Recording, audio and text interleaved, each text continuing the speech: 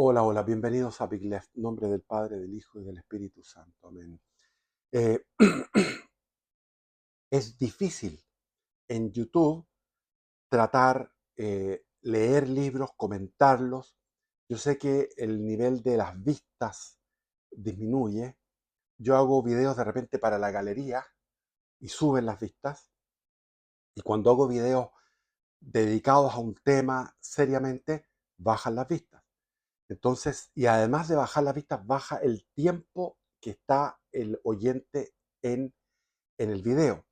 Pero eso no importa, porque el trabajo mío no es estar todo el tiempo en la galería o eh, dándoles, haciendo un show, sino que lo que más me interesa a mí es el trabajo serio y de divulgación. Continuaré leyendo este libro que se llama El funcionalismo de Guillermo Izquierdo, escrito por Carlos Videla, y donde aparece, hay un trabajo de todas las obras de mi padre y hay síntesis formidables, como esta que vamos a leer hoy día, que es sobre la primera. Mi padre, cuando primero estudió en el pedagógico, pedagogía en historia y geografía, y ahí sacó dos tomos sobre Tarapacá y Antofagasta, un estudio geográfico, y él después fue senador por Tarapacá y Antofagasta. Ese texto no es tan famoso, pero es tremendo, son dos volúmenes grandes. Para titularse simplemente es una tesis. Después él comenzó a ejercer como profesor y llegó a ser rector a los 25 años, no me acuerdo qué edad exacta, pero ya a los 27 estaba en los últimos años de la carrera de Derecho, mientras era rector de un colegio nocturno, y Balmaceda, creo que se llamaba, Liceo Balmaceda, y él al mismo tiempo que estaba en ese cargo importante y demandante, estudiaba la carrera de Derecho y al mismo tiempo se daba el tiempo en las noches de poder escribir ese texto, que son dos tomos también. Un primer tomo que se llama, los dos se llaman El gobierno representativo, pero el primero que vamos ahora a leer, el resumen espectacular que hace aquí Carlos Videla, es sobre el gobierno representativo, la historia del gobierno representativo en los germanos, en los griegos, en los romanos, en la antigua Francia, en la antigua eh, España, etc. Creo que termina con Inglaterra. Y, y de ahí viene un segundo tomo que es sobre el sovietismo, el fascismo y el sovietismo. Primero el sovietismo y el fascismo como fenómenos fresquísimos. O sea, yo no sé cómo él, a través de los diarios, a través de informaciones, en aquel tiempo no existía el Internet, esta simultaneidad, solamente a través de periódicos, a través de fuentes eh, frescas, pero donde él pudo rearmar, o sea, describir el organigrama y la organización constitucional del poderío del imperio soviético en ciernes en ese momento, surgiendo en los años 20, y del fascismo, como fenómenos diferentes, novedosos. Entonces, voy a dar lectura a eso, pero también tengo que hacer un poco la introducción. Hay que entender que desde hace 200 años, desde la Revolución Francesa, se ha ido implementando un sistema que finalmente es omnipresente, que es en Occidente, que es esta democracia liberal, atomizada, individualista, donde cada individuo es un voto, donde hay en este momento funciona mucho la mentira, el marketing, donde hay una oligarquía de partidos que cooptan el poder y finalmente degeneran a través de corrupciones con los empresarios, van haciendo un amasijo de poder cada vez más formidable y es una desgracia. O sea, la democracia partidista, la democracia liberal es una desgracia. Es una creación de un pensamiento ilustrado que después surge, se va eclosionando en la Revolución Francesa y en la Revolución Americana. Ahora, hay que entender que hay una cosa. ¿Por qué la Revolución Americana ha tenido éxito. Es algo que hay que estudiar. Yo creo que tiene que haber un hombre como mi padre en este momento que pudiera hacer un tratado estudiando por qué razones, con detalle científico, de por qué el sistema norteamericano no ha presentado lo que presenta en Europa y en América Latina, sobre todo, en nuestro continente, esa, en la historia, ese vicio, ese círculo vicioso de que primero fue la monarquía absoluta, de la monarquía absoluta degeneró en un opuesto que era esta hiperrevolución jacobina de la democracia liberal, pero la democracia liberal genera una prosperidad para unos, a través de este capitalismo genera una prosperidad para un porcentaje de la población, en torno al 50% básicamente entre clases medias y clases adineradas, burguesía, y en un porcentaje importante son eh, obreros, proletarios, campesinos, que están fuera de esa prosperidad y se genera, es un caldo de cultivo para la propaganda socialista, comunista, anarquista, que va tratando de eh, que finalmente se impone. O sea, entonces tenemos primero la monarquía absoluta, que muere, y al morir la monarquía absoluta, que ya es una degeneración de la monarquía antigua, que la monarquía medieval compartía el poder mediante fueros, con cabildos, con señores feudales, con marqueses, nobles, con condes, etcétera, con poderes territoriales de señores que era la sumatoria de varios señores feudales, y los señores feudales a su vez daban vasallaje a, a los que necesitaban protegerse. Es decir, ese sistema natural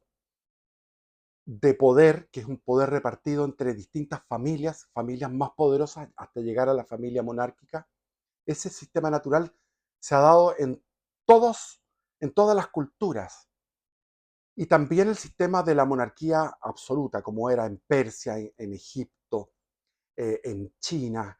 Es decir, en Japón se dio, por ejemplo, todo esto de los señores feudales, la lucha, hasta que al final se llegó a una centralización del poder. Es decir, los, hay, lo que está omnipresente en todo el planeta a través de miles de años es la organización natural que surge naturalmente a partir de las familias, en unión con otras familias, a través de tribus, a través de jefaturas, a través de monarquías que comparten su poder con otros poderes que están sujetos hacia ellos, pero donde ellos son simplemente la coronación de distintas alianzas de poderes que están intermedios. Esa monarquía existe en todas partes del mundo como algo que surge naturalmente del neolítico, pero degenera en lo que es la monarquía absoluta. Y la monarquía absoluta en Europa, buscando una representatividad, se llega a la democracia liberal, y la democracia liberal genera una insurrección a la larga, genera una insurrección socialista, comunista socialista, y el comunismo socialismo, si es que no se impone como, como una dictadura, surge una dictadura alternativa que es el cesarismo de derechas. Entonces, uno en la situación en que vive en Chile suspira por el cesarismo, suspira por la dictadura total, pero no es la solución. Lo que se vive en América Latina, dice, ojalá hubiera distintas dictaduras que liquidaran esta decadencia, que es la decadencia que genera el liberalismo, porque el liberalismo abre las puertas en su sistema, ingenuo y más que ingenuo, cobarde, abre las puertas y en su misma esencia, al respetar todas estas, el respeto irrestricto por el, por el, por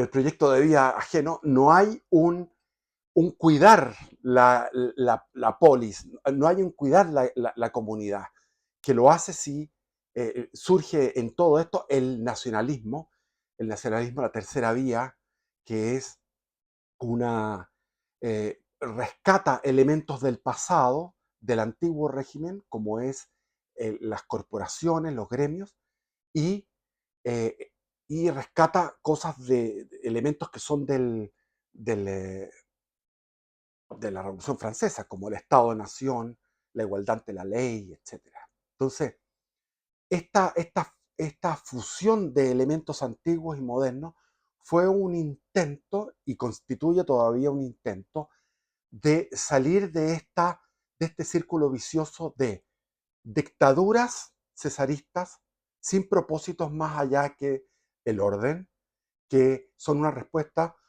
a intentos revolucionarios, socialistas, comunistas, y estos intentos revolucionarios socialistas comunistas vienen de una democracia partidista, atomizada, individualista, que es la democracia que nos rige y que tiene ese cáncer dentro de ella, porque cuando se produce, por ejemplo, eso era fácil de, de predecir cuando eh, se, se aprueba la Constitución de 1980 en el gobierno militar. Se establece un cronograma para el retorno a la democracia liberal con protecciones, que las protecciones iban a ir siendo desmontadas por la misma democracia liberal, iba a ir a través de quórums, a través de votaciones en el Parlamento, iban a ir eh, desarticulando estos dispositivos de protección de la democracia liberal, como era, por ejemplo, el artículo octavo, que prohibía al, al Partido Comunista y cualquier otro partido que no compartiera eh, la, que no compartía la devoción por la misma democracia, sino que planteaba otro tipo de democracia. Entonces, la derogación del artículo octavo fue en el mismo gobierno militar en el año 89. Y después, en el año 90, se van desarticulando todas estas y queda esta sensación, esta propaganda de la izquierda de que la Constitución del 80 era una constitución espuria, que no fue aprobada, que fue aprobada por el pueblo, pero que después fue ratificada el año 89 en el plebiscito del 89, donde se establecían estas reformas, que era un pacto entre Carlos Cáceres, que era el ministro de Interior de Pinochet, con Elwin y con los distintos, eh, todo lo que era la centroizquierda de aquella época, en la concertación. Entonces, y después va produciendo de a poco. Entonces, lo que estamos viviendo ahora era algo predecible, que después de 30 años, como gritaba, no eran 30 pesos, sino 30 años de prosperidad capitalista que no chorreó para todos lados, o que chorreó de alguna manera, eso es evidente, están los datos estadísticos, que subió el nivel de todo el pueblo chileno, disminuyendo la pobreza de un 30 a 50, de un 50 que era en los tiempos de los 70, a a un 7-8%. Y eso, eh, hay un problema con el tema de la lucha ideológica, porque la propaganda, la manera como se expande la, el querigma, el querigma es el ese discurso rápido.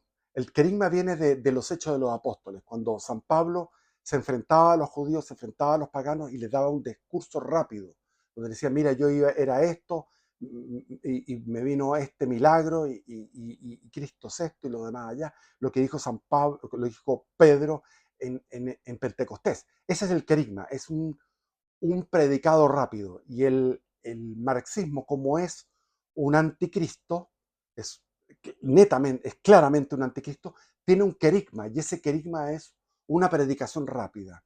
En este caso, lo que voy a leer ahora, no nos vamos a meter hoy día en lo que es la, no nos vamos a meter, los vamos a meter en otro video que lo voy a subir en 2 días más, y otro más, son como 4 videos más o menos, donde se va a explicar todo esto del corporativismo o funcionalismo.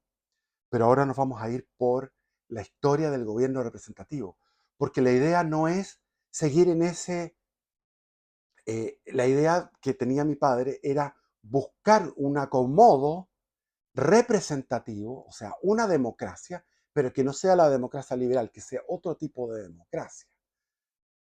Y no lo plantea en este libro, sino que va haciendo un análisis de cómo fue el gobierno, porque donde se eligen representantes, ya no está el voto a mano alzada de una tribu, donde están en un consejo, todos votan. No, aquí es algo que se eligen representantes. Entonces, eso es lo que vamos a leer hoy día, pero les digo que después siguen otros videos que yo sé que no van a tener tantas vistas porque son pocas las personas que se interesan y después son pocas las personas que terminan de escuchar el texto. Este intento que todavía está presente, todavía está esta tesis, esta posibilidad de tener una salida de la democracia burguesa a una democracia eh, representativa, pero a partir de los gremios, una democracia funcional. Pero eso es para otro video. Bueno, ya me he alargado harto. Y sigo. El registro más antiguo de la genuina participación del pueblo en la actividad política, dice Izquierdo, se podía encontrar en el sistema de asambleas populares de la cultura germánica. Este sistema fue paralelo a los que se dieron en las ciudades-estado griegas y la cultura romana. Todas ellas germinarían en la Edad Media, fundamentando la tradición representativa occidental. Por el contrario, en el Antiguo Oriente predominó el sistema absoluto y la marginación del pueblo de las decisiones de gobierno. Ejemplo de esto fueron las teocracias egipcia, mesopotámica, asiria y babilónica. Los asirios eran tremendos, bueno, los babilónicos, etc. Los persas. En los pueblos germánicos se dio el principio de plena soberanía. Hay que entender que esto en el fondo es una creatividad, es algo que surge en Europa. Por eso que no vamos a salir del continente europeo. En los pueblos germánicos se dio el principio de plena soberanía, dice Izquierdo, ya que ésta residía en la comunidad toda. Las asambleas populares germánicas nunca perdieron su poder soberano, ni aun con la evolución hacia condados y luego reinos en que derivó la cultura del norte europeo. Hay que agregar aquí lo que fue el Sacro Imperio Romano Germánico, donde había era una cosa abigarrada de distintos, más de 400 pequeños estados, donde había uno que tenía un poder acá y tenía otro poder acá. Territorialmente había condes que tenían en distintos lugares. Entonces, eh, con diferentes organizaciones. Es muy interesante eso. El- el- el- el- Ese es otro estudio. O sea, tiene que haber un estudio profundo de lo que era ese imperio romano germánico y lo otro es por qué yo creo que la respuesta es clara. ¿Por qué en Estados Unidos no se ha dado este círculo vicioso? Es porque Estados Unidos ha conservado elementos medievales, así como Inglaterra conservó elementos medievales, elementos no escritos con su teodenario, muy poderoso, tradiciones y poderes que no están tan definidos como lo decía Montesquieu, tres poderes separados, no. En Estados Unidos hay como una intromisión de ciertos poderes en otros, por lo tanto hay también, en términos abstractos, en el poder en Estados Unidos se da lo que es, de alguna forma, por decirlo, lo que era el Imperio Romano Germánico, el Sacro Imperio Romano Germánico. No definiciones claras como son las definiciones racionalistas de Montesquieu de separación de poderes. Bueno, entre los pueblos germánicos existió, decía el profesor, un verdadero régimen de gobierno representativo en sus estados, pues la soberanía residía en la nación en masa. En la Confederación de Pueblos Germánicos, a pesar del enorme etos comunitarista, existió el principio de libertad del individuo y el derecho al ejercicio de la política. El hombre germánico formaba parte del pueblo y como éste ostentaba la soberanía a través de las asambleas populares, ni aun cuando se consolidó la institución del rey, disminuyó la tradición de la democracia directa. En las asambleas germánicas residía la soberanía.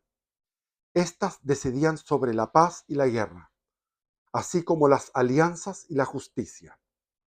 Incluso la elección del rey o su destitución se votaban a viva voz.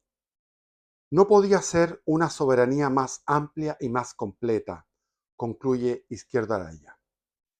Ni la clase noble ni el poder que adquirió el rey pudieron hacer artificios para quitarles atribuciones a las asambleas. Tan solo en la época de la formación del Reich germano y en el período absolutista, muchos siglos después de la época en cuestión, se pudo atenuar este poder popular. En el fondo, cuando llegaron los prusianos y establecieron la unidad del imperio, o sea, el imperio alemán, el nuevo, la unificación alemana, ahí recién se terminó aquello. En la cultura germánica y con Napoleón, antes, en la cultura germánica existieron asambleas generales en todas las aldeas u hordas. Posteriormente, estas se organizaron en los más populosos cantones. En los primeros tiempos, las asambleas eran simples y se realizaban en las aldeas con la presencia y voto de cada habitante mediante el sonido del rechinar de las armas. Los reyes y condes de la época tardía, en tanto, solo deliberaban cuestiones menores. Nada importante podía decidirse fuera de la Asamblea Popular. Y en cuanto a la ejecución de las leyes y acuerdos realizados en las asambleas, también se elegían representantes para que las llevaran a cabo, entre los que se encontraban los llamados magistrados, condes, duques y otros altos funcionarios. Como resumen, Izquierdo dice que el pueblo germano era soberano, ejercía inicialmente una democracia directa y luego una mezcla representativa y directa. Pasamos a Grecia. Grecia fue otra de las culturas estudiadas por Izquierdo que contaba con ricos elementos de representación. Y si bien toda la Hélade tenía sistemas políticos parecidos, el profesor se concentró en Esparta y Atenas. Al gobierno lacedemonio lo catalogó como una oligarquía representativa, la más fina de Grecia, los espartanos. Pese a que la ciudad-estado de Esparta tenía reyes y un grupo aristocrático, dos reyes tenía, y un grupo aristocrático derivado de la raza doria conquistadora, eso fue las invasiones de Doria en el 1200 a.C. Este fue muy restringido por las instituciones representativas, hasta que finalmente fue dominado por estas, abriendo paso a la vida política a la totalidad de la población espartana. Esto es interesante, hubo una evolución de una oligarquía a una mayor representación o total, o la totalidad, dice aquí. La aristocracia de los dorios espartanos creó una institución representativa de las diversas tribus llamada Jerusía, consejo permanente ante el rey compuesto por 30 miembros o gerontes. De ahí viene la palabra gerontocracia. Los reyes estaban sometidos a la Jerusía. Con el tiempo, ésta se fue sometiendo a la asamblea del pueblo general, llamada Apeya, la cual tenía amplios poderes de legislación, si bien siempre estuvo controlada por los gerontes. A partir del siglo VI, se formó una verdadera asamblea popular espartana, donde fueron incluidas las tribus no dóricas. Esto es sexto de antes de Cristo, debe ser. Sí, fue el llamado eforado. Los éforos llegaron a tener un amplio poder de fiscalización y finalmente fueron los magistrados más importantes dentro de la Asamblea de la Apeya. En caso de Atenas, el caso de Atenas fue parecido.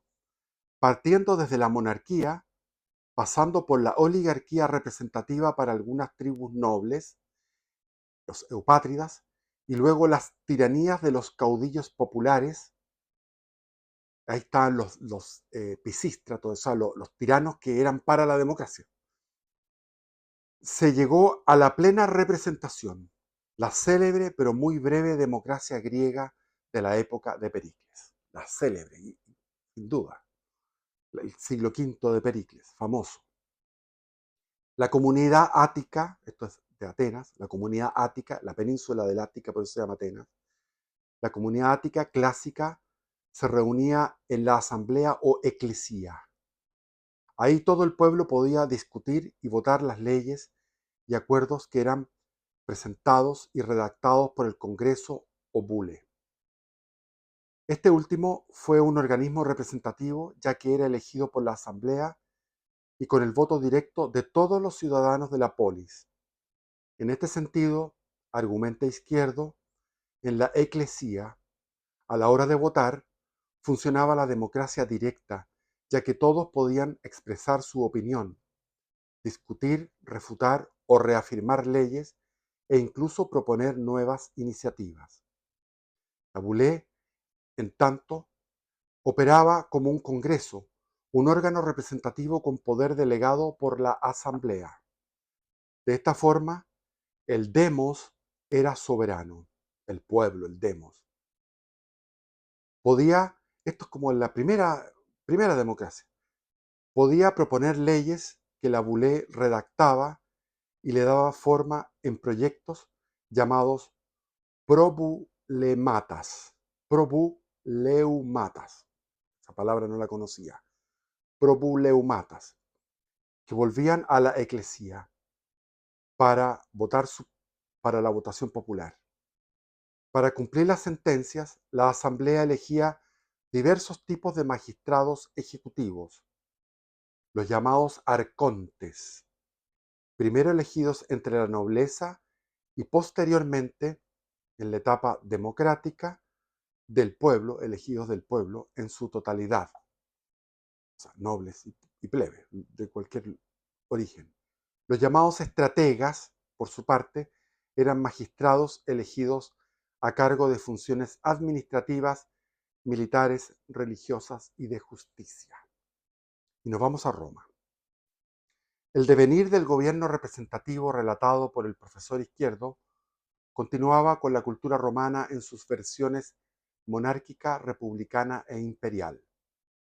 Siguiendo con la tradición representativa de los pueblos indoeuropeos, en la antigua Roma monárquica, a pesar de lo que se podía pensar, la organización política contaba con reyes elegidos por una asamblea curial, entidad que los investía de la soberanía, el llamado imperium.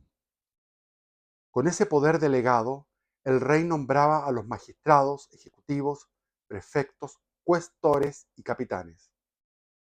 El rey elegido por la asamblea debía ser ratificado por el Senado o Consejo de las gens y finalmente por el pueblo en aclamación o denostación pública. Las gens o conjunto de familias patricias tenían representación equitativa en el Senado, el cual actuaba como consejo del rey. También tenían representación en los comicios curiados, la Asamblea Romana, término que hacía referencia a su organización en tres curias, es decir, las agrupaciones de 100 gens de las familias más antiguas de la nobleza etrusca. Esta gran masa de individuos era el populus, el pueblo, en contraposición a la plebe, los individuos llegados en tiempos posteriores, sin filiación conocida y por tanto sin derechos políticos, eran los que se incorporaban a este populus. Con el tiempo, los comicios curiados derivaron en centuriados de tipo social más amplio, concesión otorgada por los patricios de la gens en un periodo de tensión política. Es decir, con el tiempo, los comicios curiados derivaron en centuriados de tipo social más amplio, concesión otorgada por los patricios de la gens en un periodo de tensión política. Las nuevas 7 centurias romanas derivaban de los 7 estratos de renta e iban desde los caballeros que debían costear sus armas y caballos hasta los proletarios y artesanos. O sea, había una integración vertical. Izquierdo decía que durante la República se alcanzó la completa igualdad social, al menos nominalmente. Durante los siglos V a III a.C., la plebe luchó por conseguir derechos políticos en las mismas condiciones que los patricios y, cuando lo logró, los políticos plebeyos se unieron a los de la clase privilegiada, pasando a conformar una nueva oligarquía gubernamental. En ese instante, la variedad de órganos de representación que habían surgido de los años de lucha se armonizó en un sistema coherente, si bien cerrado al ciudadano común. Las instituciones representativas de la época republicana se caracterizaron por surgir de la confrontación política, por lo que cada una reunió diversas y variadas funciones. En la Roma republicana no hubo separación de poderes, ya que asambleas y magistraturas a veces cumplían funciones semejantes. A medida que la plebe arrebataba un derecho político, se creaba una nueva institución, la cual podía asemejarse y confundirse con su equivalente patricio. Izquierdo, siguiendo principalmente a León Homo, separaba el período republicano en 3 fases. La primera era la República Patricia, en donde el poder seguía bajo dominio noble, si bien la figura del antiguo rey había sido reemplazada. Luego la República Patricio-Plebeya, la cual marcó el ascenso de los plebeyos y su incorporación a los órganos de representación. Finalmente la República Orgánica, donde un grupo de políticos de ambas clases conformaron una fronda cerrada, pero democrática. Ahí están los 3. Primero, la República Patricio-Plebeya, la cual, perdón, la primera era la República Patricia, en donde el poder seguía bajo el dominio noble. Luego, la República Patricio-Plebeya, la cual marcó el ascenso de los plebeyos y su incorporación a los órganos de representación. Finalmente, la República Oligárquica, donde un grupo de políticos de ambas clases conformaron una fronda cerrada, pero democrática. En esta época republicana, los antiguos reyes fueron reemplazados por 2 cónsules electivos y de gobierno limitado en tiempo y funciones. Excepción a esta regla fue la dictadura, magisterio que reunía plenos poderes con un máximo de 6 meses, o sea, dictadores por 6 meses, en periodos de emergencia. Por otro lado, los comicios centuriados se transformaron en la Asamblea General de los Ciudadanos. Esta elegía a los cónsules, votaba leyes y resolvía casos judiciales populares. En la asamblea participaban plebeyos y patricios. Cuando la plebe romana se organizó por tribus, nacieron los comicios tribunados y por tanto los tribunos de la plebe, los que a su vez crearon una asamblea plebeya. Interesante. Cuando la plebe romana se organizó por tribus, nacieron los comicios tribunados y por tanto los tribunos de la plebe, los que a su vez crearon una asamblea plebeya. Estos órganos de representación fueron siendo reconocidos por los patricios e incorporados al sistema político romano debido a la necesidad creciente de los patricios, de estos últimos, de contar con la ayuda de los tribunos populares. Los comicios tribunados y los centuriados, o sea, como decir la Cámara de los Lores y la Cámara de los Comunes, pasaron a tener la misma importancia representativa, transformándose en una segunda Asamblea Nacional, diferenciándose de la general exclusivamente por la clase social a la cual representaban. Y si bien a nivel asambleísta ambas clases estaban representadas, el órgano patricio por excelencia, el Senado romano, seguía inclinando la balanza hacia la antigua aristocracia conquistadora. Es decir, el Senado romano, que es el órgano patricio por excelencia, aristocrático, seguía votando o inclinando la balanza por la aristocracia, que era la que había fundado el imperio o la república, o eh, esa nación. En el segundo período republicano surgieron nuevas magistraturas representativas. Así se dio la incorporación de la plebe a los comicios curiados y el consulado, y luego de una última arremetida a finales del siglo IV a.C. a la censura, la dictadura, la pretura, el senado y los puestos sacerdotales. Es decir, los plebeyos fueron subiendo. Veamos aquí. En el segundo periodo, que es el periodo republicano, que se explica que es aristocrático plebeyo, ¿ya? Surgieron nuevas magistraturas representativas, nuevas creaciones de representación. Así se dio la incorporación de la plebe a los comicios curiados y al consulado, y luego de una última arremetida a finales del siglo IV a.C. a la censura, la dictadura, la pretura, el senado y los puestos sacerdotales. Aquí habría que entrar a explicar cada uno de estos. Al terminar las barreras políticas, pero estamos en un resumen, al terminar como les digo, esto es un libro así de grueso, al terminar las barreras políticas y representativas entre ambas clases sociales, comenzó la síntesis en un solo cuerpo cívico romano, unido por intereses políticos, lo cual derivó también en una armonización y orden de magistraturas representativas. Hay ahí un discurso famoso de la colaboración de clases, que es un discurso de esa época, de uno de estos, no sé si era un cónsul. En el siglo segundo, Roma era una república democrática en sus formas. En el siglo segundo ya Roma era una república democrática en sus formas, pero aristocrática en el hecho, decía Izquierdo, debido a la formación de la oligarquía patricia plebeya. O sea, estaban los que tenían por nacimiento, los patricios, y los plebeyos por mérito. En principio y potencia, todos elegibles, todos electores. Pero en la práctica solo ejercía la política una minoría, la cual se refugiaba en el renovado Senado.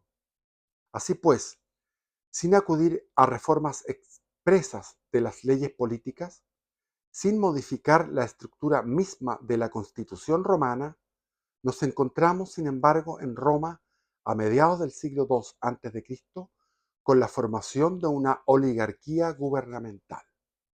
Está citando la obra. En esta democracia formal, el Senado pasó a ser el controlador de la República. Tribunos, comicios y magistrados representativos nada pudieron hacer frente al órgano oligárquico patricio plebeyo. Los tribunos, los comicios, los magistrados representativos nada pudieron hacer frente al órgano oligárquico patricio plebeyo. Está claro que aquí hay que estudiar más profundamente, pero estamos en YouTube y estamos con un libro que es un resumen. Esta contradicción entre la estructura democrática y la realidad oligárquica llevó a la República a los intentos de reforma y luego a la revolución, la anarquía y la guerra civil. Y finalmente, al único remedio posible en épocas de desquiciamiento político, como el que vivimos ahora: la concentración de poder en un solo hombre, Julio César. Finalmente se terminó en una guerra civil, está muy bien lo que se escribe aquí, desquiciamiento político. Con las reformas de los primeros emperadores, después de Julio César sigue primer triunvirato, segundo triunvirato, una guerra civil, otra guerra civil, y viene César Augusto, el imperio romano. Con las reformas de los primeros emperadores se anularon todas las reformas representativas, las cuales fueron unificadas, o sea, todas las formas representativas fueron unificadas en la figura del príncipe, poseedor absoluto de la soberanía o imperium. O sea, el emperador reunió todas, eso es el cesarismo, reunió todos los poderes.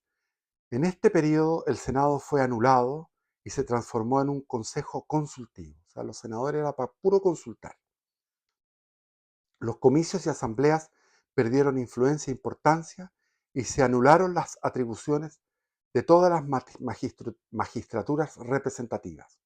Muchas instituciones mantuvieron su nombre e incluso Roma siguió siendo nominalmente una república por unas décadas más. Pero en la práctica, la cultura latina volvió políticamente a los tiempos monárquicos, incluso de forma mucho más absolutista, eso está claro. O sea, el imperio era mucho más absolutista que la monarquía primitiva en Roma. Vamos ahora a la Edad Media.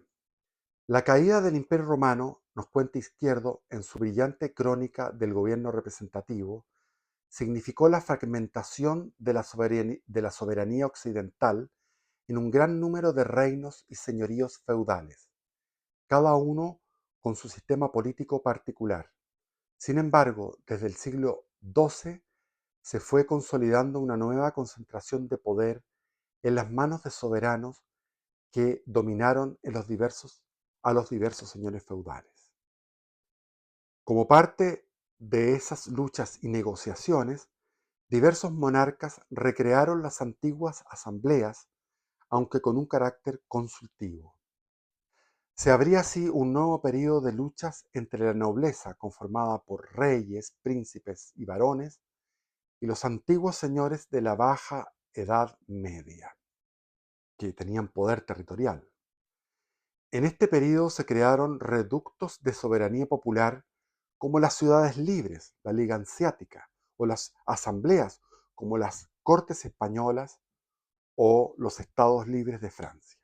Ahí cuando llegó Carlos V a ser coronado como Carlos I en España, tuvo que enfrentarse a una nobleza que le llamaban los españoles, una nobleza pendenciera, porque tenían poder.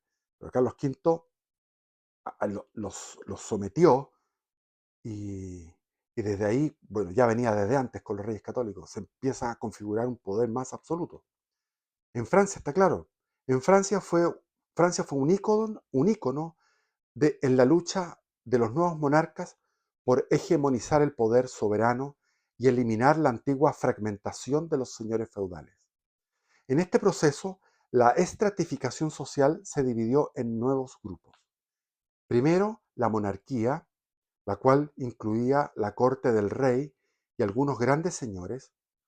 Luego estaban el llamado primer estado o estamento, el clero.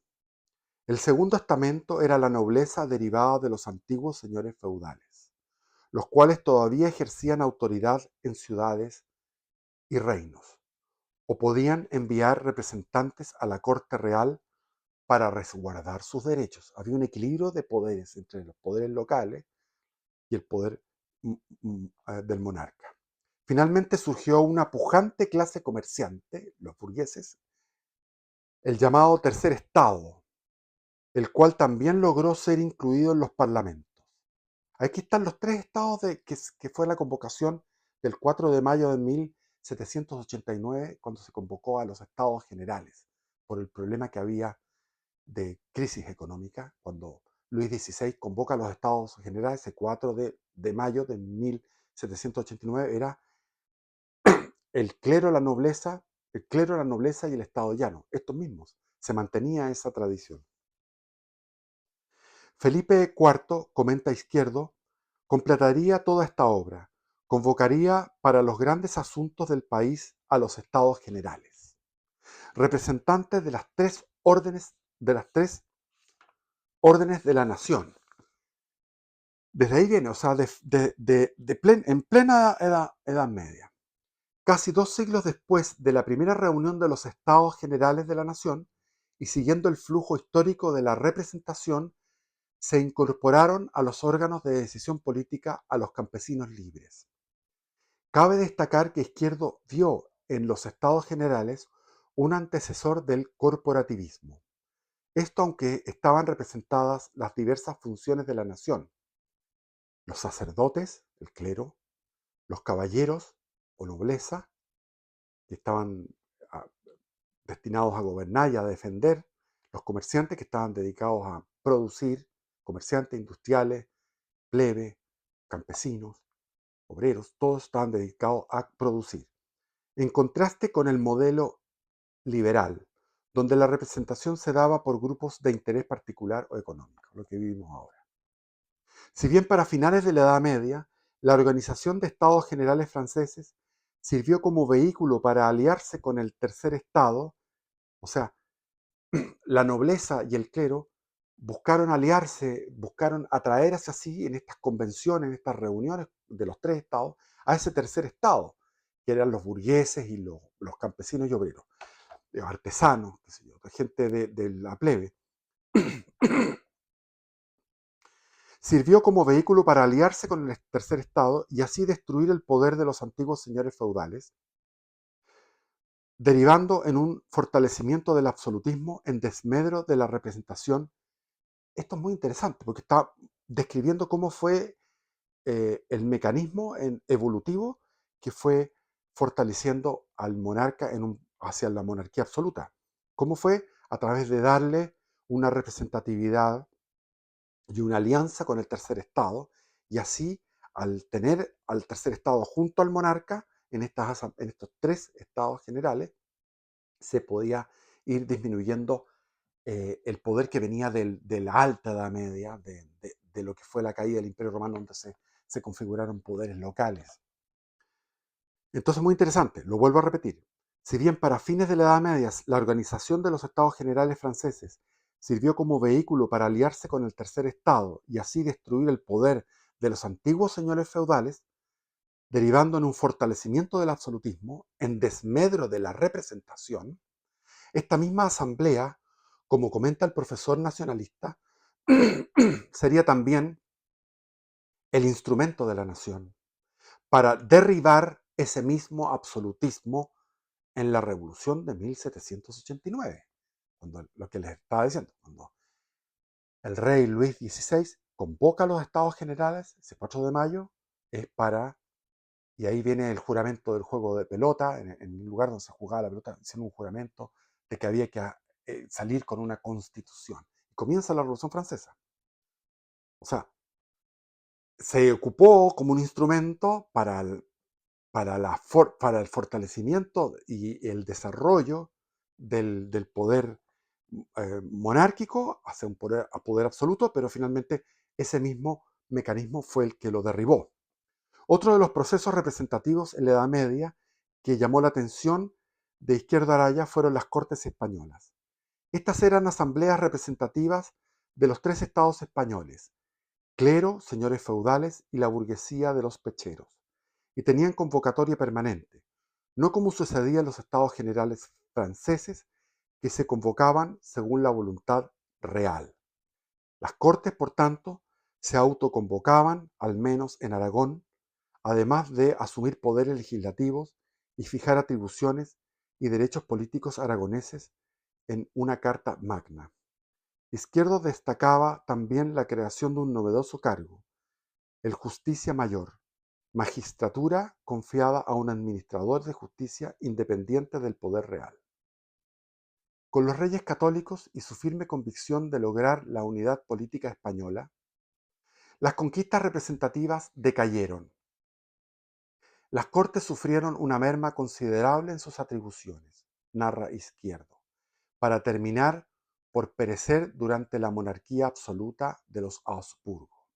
Ahí viene Carlos V, Carlos I de España, después viene Felipe II, Felipe III, Felipe IV, etc. En este proceso absolutista, las cortes y el Justicia Mayor fueron graves pérdidas de poder, por lo que cada vez se reunieron menos hasta quedar subordinados a un Consejo Real de Gobierno. Izquierdo realizó también un breve análisis de la Dieta del Sacro Imperio Romano Germánico, parlamento reunido esporádicamente en Nuremberg, el cual permitió la creación de la ley fundamental del imperio, así como materias electorales y relativas a la soberanía real. Además, estableció el sistema de elegibilidad de los príncipes electores de la Dieta, quienes actuaban como representantes de la ciudadanía, así como los enviados de las ciudades libres. Esto es algo breve, pero aquí tiene que haber un tratado, debe haber estudios eh, profundos sobre este tema, que es interesante y importante. Finalmente, el sistema parlamentario inglés llamó la atención del profesor Izquierdo en su recorrido por el gobierno representativo medieval. Heredero de la institución del Magno Concilio y de la Carta Magna, ahí hay que informarse, leer sobre eso, que es muy interesante cuando Ricardo Corazón de León va a pelear a las cruzadas y deja a Juan Sin Tierra, que es como un administrador, el cual llevó agotó a la gente con impuestos. Ahí está la famosa, ¿cómo se llama? El famoso Guillermo Tell, no, se me olvida, ese es suizo, se me olvida el famoso, ese que hay películas de él, de ese que iba y, según lo que dicen los progres, le quitaba a los ricos para darle a los pobres. No, lo que hacía era eh, quitar el impuesto. El impuesto había sido extraído y él quitaba el impuesto. Se me olvida el nombre de este. Famoso, famoso. Hay películas y todo, es hollywoodense.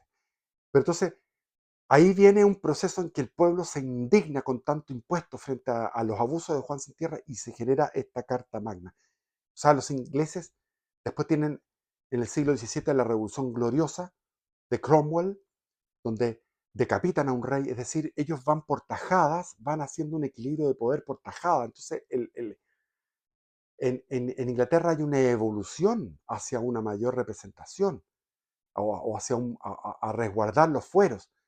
Lo que pasó en Francia fue de una monarquía hiperabsoluta que es Luis XIV, a los 15, a los 16, que ya era una decadencia mental sobre todo, y de ahí, con los Borbones, viene es de un extremo a otro. Entonces, finalmente, el heredero de la institución del Magno Concilio y de la Carta Magna, lentamente se fue consolidando un poder soberano e independiente del monarca. Una asamblea de nobles y eclesiásticos que posteriormente se llamaría Cámara de los Lores, en donde participaban los varones del reino, además de la élite de la iglesia local. En el fondo es el primer estado, la nobleza y los dos primeros estados, nobles y cleros. Paralelamente, nobles de menor rango, como los condes, además de representantes de las ciudades libres, lograron el reconocimiento de una segunda cámara, la de los comunes, para el siglo XIV. Ya estaba consolidado el sistema parlamentario de dos cámaras. Entonces, los ingleses mantuvieron elementos, o sea, no hay una ruptura entre la Edad Media y la Edad Moderna, hay un continuo, una evolución donde esa es la virtud que tiene el mundo anglosajón y que se reprodujo en América de una manera orgánica los padres fundadores de Estados Unidos, y eso explica que habría que hacer un estudio detallado, científico, de cómo, que explique por qué se produce eso en Estados Unidos, habiendo una democracia liberal, se mantiene una estabilidad. En circunstancias que tanto en Europa como mucho más en Hispanoamérica se produce este círculo vicioso de cesarismo, o sea, dictadura, democracia liberal y caos revolucionario. O sea que para el siglo XIV ya estaba consolidado el sistema parlamentario de dos cámaras, posteriormente difundido por Occidente, el cual evitaba los roces directos entre los distintos estados o estamentos sociales, no se refiere a estados territoriales, que evitaba los roces directos entre los distintos estamentos sociales, que era la nobleza pobre, digamos, lo que se daba en Francia, el clero, la nobleza y la plebe. El Parlamento bicameral inglés sesionaba regularmente. Además, creó la institución de la petición de derechos, sistema que permitía a los comunes crear iniciativas de ley que debían ser ratificadas por los lores. Para el siglo XVII, luego de la Revolución Gloriosa, el Parlamento logró su supremacía ante la corona, sistema de balances de poder vigente hasta la actualidad. Además, logró consagrarse la Declaración de los Derechos, carta fundamental en donde se establecieron los fueros del pueblo inglés. O sea, siglo XVII. Eso le da un poder, una estabilidad a Inglaterra que es admirable. El Parlamento bicameral fue prácticamente el único sistema sobreviviente durante la época de las monarquías absolutas después de la Edad Media. En los demás países europeos, en el continente, las cortes pasaron a ser meros consejos del monarca o dejaron de existir.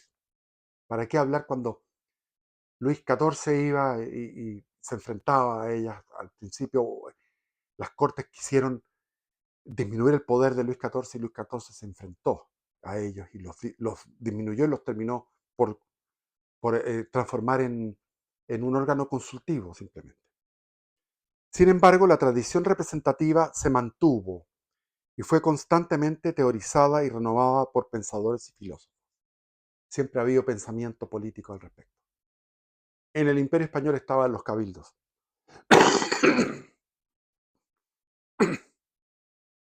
Si bien varios monarcas asimilaron principios reformistas, no fue hasta la Revolución Francesa que estas ideas hicieron carne revolucionaria, cuando los patriotas exigieron de vuelta su soberanía cooptada por la institución monárquica y las teorías del despotismo ilustrado. El despotismo ilustrado, se recordarán que lo estudiábamos en el colegio, que los profesores decían, todo para el pueblo, pero sin el pueblo. O sea, ahí estaba la Catalina la Grande, Federico Guillermo el Grande, los Borbones, etc. Entonces era todo para el pueblo, pero sin el pueblo. Por último, lo que más llamó la atención del profesor nacionalista en este periodo histórico fue el desarrollo de la representación comunal, el aspecto más interesante del desenvolvimiento político de la Edad Media, dice Izquierdo, es el desarrollo de las libertades comunales. Este movimiento de autogobierno de las ciudades se manifestó en toda Europa, en especial en Italia, Francia, Alemania y España, desde donde pasaría a América. Surgió en parte de la mano del florecimiento comercial, el cual se unió al debilitamiento pecuniario de los señores feudales, producto de su esfuerzo bélico en la cruzada. La cruzada debilitó a los señores feudales. Entonces de ahí surgió el florecimiento comercial, o sea, va surgiendo esta clase de la burguesía, la clase burguesa. Estos factores favorecieron la libertad de los habitantes de los centros urbanos europeos, los cuales formaron sus propias formas de gobierno representativo al margen de la potestad feudal. Ahí está Venecia. De esta manera nacieron las cortes de comuna, las cartas de comuna o fueros, derechos que los señores empobrecidos vendían a la organización comunal. De esta manera nacieron las cartas de comuna o fueros, los fueros, derechos que los señores empobrecidos vendían a la organización comunal. Las ciudades comenzaron a tener fueros y autonomía, libertad. La ciudad libre y autogobernada, mediante consejo o municipio, fue un anhelo del partido o agrupación popular de los, comillas, comunes, los cuales obtuvieron los antiguos privilegios señoriales mediante luchas políticas y revolucionarias. Así, las ciudades libres, llamadas también municipalidades, comunas, repúblicas, universidades, municipios, cabildos o ayuntamientos, pasaron al autogobierno y la representación gubernamental. vacante desde el desmoronamiento del poder feudal. Los municipios formaron a su vez ligas de ciudades o hermandades, las cuales se protegían de todo intento de dominación por parte del rey o señor. Las ciudades libres consiguieron representación como tales en las diversas cortes o asambleas europeas. Además, tenían una asamblea de hermandad, en donde cada municipio enviaba a su representante. A esto se sumaba la Junta General propia de cada ciudad. Así que hay todo un emerger representativo. Como todas las formas representativas europeas de la Edad Media, las ciudades libres fueron desarticuladas en el proceso de fortalecimiento de las monarquías absolutas hasta la llegada de la Gran Revolución, la Revolución Francesa, que terminó con el antiguo régimen y dio paso a un nuevo sistema representativo, el del, el del régimen creado libera- liberalismo burgués. Perdón, el del recién creado liberalismo burgués, que llevamos 200 años. Después de la Gran Revolución, concluye Izquierdo Araya, el viejo régimen ha caído y y ha surgido uno nuevo. Las monarquías absolutas se cambian por monarquías constitucionales o repúblicas. La soberanía reside definitivamente en la nación y, como es lógico, surge el gobierno representativo moderno y su decadencia en la oligarquía partidista. Y ahora viene el segundo volumen de esta obra que se llama Las nuevas tendencias del gobierno representativo en la posguerra, donde se estudia el sovietismo y el fascismo. Yo no sé si voy a meterme en esto porque quiero llegar al planteamiento de mi padre, si me voy a saltar ese libro y voy a irme al libro que es Racionalización de la Democracia, 1934. Ese es el próximo video, hacia la racionalización de la democracia, donde se plantea la teoría eh, se plantea la teoría de mi padre, eso, y que él recoge de otros, él no es el super creador, él es un teórico que lo expresa de una forma muy pedagógica, pero al mismo tiempo tiene sus componentes propios. Eso es, viva Cristo Rey, bendiciones, viva Cristo Rey.